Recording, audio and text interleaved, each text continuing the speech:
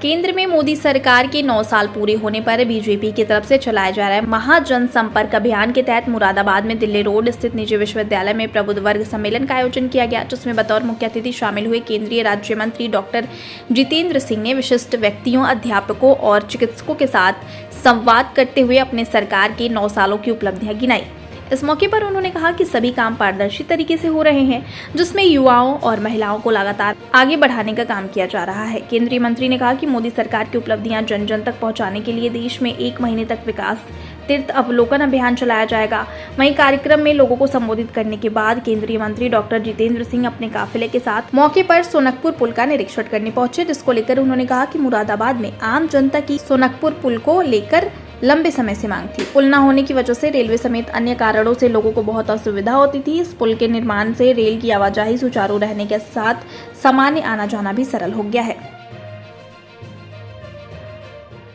प्रधानमंत्री के रूप में मोदी जी के कार्यकाल के 9 साल संपन्न हुए हैं, 10वां साल प्रारंभ हुआ है और 1 महीना लंबा ये एक अभियान भी है ताकि लोगों को बीच में जाकर के स्वयं भी हमें एहसास हो और लोगों को भी एहसास हो कि मोदी जी ने कितने अद्भुत कार्य किए हैं विकास को लेकर के, समाज सुधार को लेकर के। जो वर्ग पिछली सरकारों की प्राथमिकता से छूट गए थे उनके उत्थान के लिए, और उन्हीं कार्यक्रमों के अंतर्गत एक श्रेणी थी विकास तीर्थ,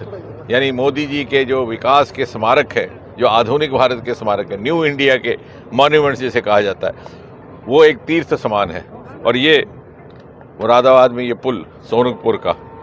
जिसकी बड़े लंबे समय से मांग थी, इसके ना होते हुए बहुत असुविधा रहती थी लोगों को, रेल की आवाजाही के कारण भी, अन्य कारणों से भी। तो इस पुल के निर्माण से जहाँ रेल की आवाजाही भी सुचारू हुई, वहाँ पर वाहनों का चलना और वैसे आना जाना इस तरफ से दूसरी तरफ सरल भी हो गया, समय भी बचा और आधुनिक ढंग से निर्माणित ये पुल अपने में एक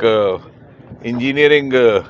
जो हमारे पास नवाचार है इस समय, उसका भी एक नमूना है, उदाहरण है।